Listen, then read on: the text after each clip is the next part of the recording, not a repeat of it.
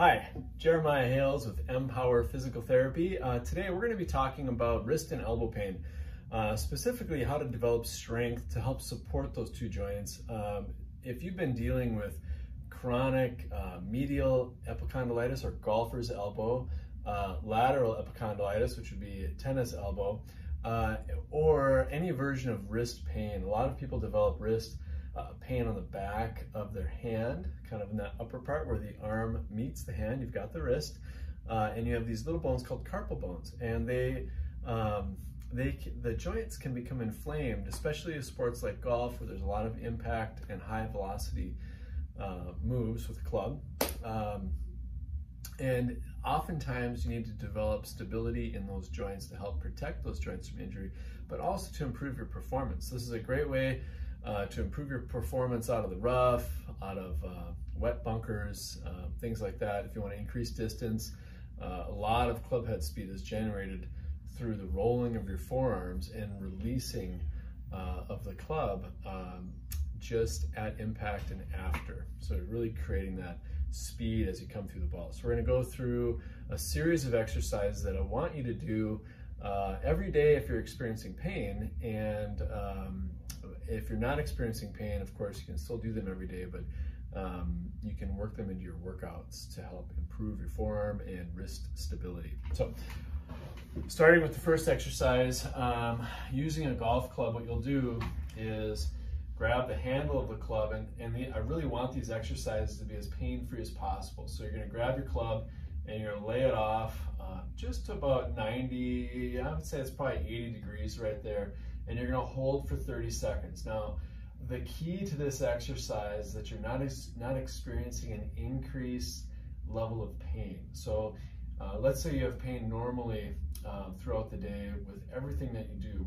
When you do this exercise, I don't want that pain level to go up. I'd ideally like you to be pain-free with this exercise. So we're going to try to hold this for 30 seconds. After 30 seconds, you're going to take a break. So you're going to put the club down, you're going to take a break. Elbow stays against the side, and always engaging the core, engaging the shoulder blade. So my shoulder blade is kind of being pulled down and back and stabilizing. So we're really working on that whole chain of stability. So shoulder blades engaged, down and back, elbows engaged by tucking it into the side and maintaining this position. You can see, of course, my wrist is engaged as well, grasping the club, really working on that stability factor. So spend 30 seconds. We're going to drop the club down and just, take a break. If you want to work on the other side, of course, you can do that too, and give yourself a nice 30-second rest. After 30 seconds, you're going to go back to the club.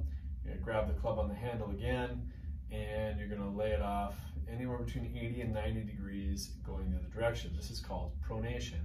The other direction is called supination. So really working on developing strength in the supinator muscle group if you're a nerd like me, and also the wrist extensors. When you're going the other way with the club, you're going to be working on wrist flexors and wrist pronators. So elbow flexors, wrist flexors, and pronators. So holding for 30 seconds, and then take a break, and you're going to obviously switch sides if you'd like and do both sides. And then after your break, you're going to stand and you're going to grab the club like this. I'm just going to adjust the camera so you can see my hand. There we go. So you're going to hold the club, and your goal is to maintain this parallel line for 30 seconds. Again, I've got the shoulder blade pulled down and back, my shoulders engaged, my elbows engaged, and my wrist is engaged. And one thing that I try to avoid is this extended wrist position. I actually want that wrist to be nice and neutral. So there's just a little bit of a bend in it, but almost flat on the back here. And then shaft of the club parallel to the ground. So shoulder blades engaged, shoulder muscles are tight, wrist is neutral, shaft parallel to the ground. Hold for 30 seconds. After 30 seconds, you're going to switch hands and do it on the other side. Shoulder blades engaged, wrist is neutral. Remember, I'm not holding like that, I'm holding it like this. Hold for 30 seconds, and then you're going to turn the club around and go the other way. So this time the club head is behind you, shoulders pulled down and back, wrist is in that neutral alignment. We're not curling it this time, keeping it here, and we're not extending. So keeping the wrist right in that midline. Good. After 30 seconds, switch sides. If a golf club is too light, let's say you're someone that's not experiencing pain, or you've been experiencing pain, but you need to get to a heavier load, I really love this product. It's the RMT club. This is the 6-pound version of it, or 2.7 kilograms.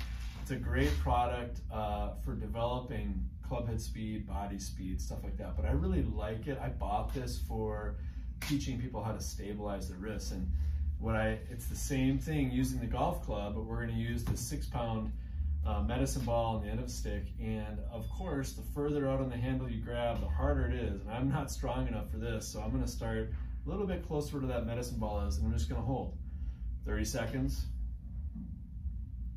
in this position, and then obviously I'd switch hands, 30 seconds over here, and then we go over here, 30 seconds, and switch, 30 seconds. All the same positions as we do at the golf club. So down by the side, working on wrist position. So you can see I'm not extended. Got that nice neutral grip. Shoulder blades pulled down and back. Good, I'm gonna flip it around. 30 seconds in each position, minimum. Good, then we're gonna switch sides. Down low. 30 seconds. And then back here, 30 seconds.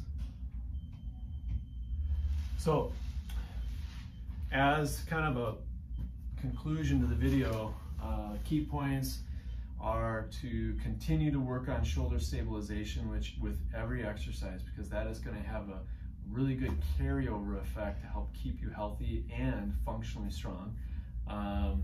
Remember to hold each position for at least 30 seconds, and sometimes I float it up to 60 seconds. If I'm not getting tired at 30 and I'm pain-free and I want to go to that fatigue level, I'll take it up to 60 seconds. I think that's a really good thing to do. And we are not trying to make your pain worse with the exercise. So remember to pick a weight that's not elevating your pain level. And I also strongly encourage my athletes, if they are experiencing pain, to ice after the exercise. So 5-10 minutes of ice help calm that down. Biofreeze, if you have a CBD oil or a cream that you like to use, go for that. Kinesio tape, any of those items that are used to reduce inflammation and help reduce pain are great. Thanks for watching. If you have any questions about wrist and elbow pain, please feel free to reach out to me or comment below. Have a great day.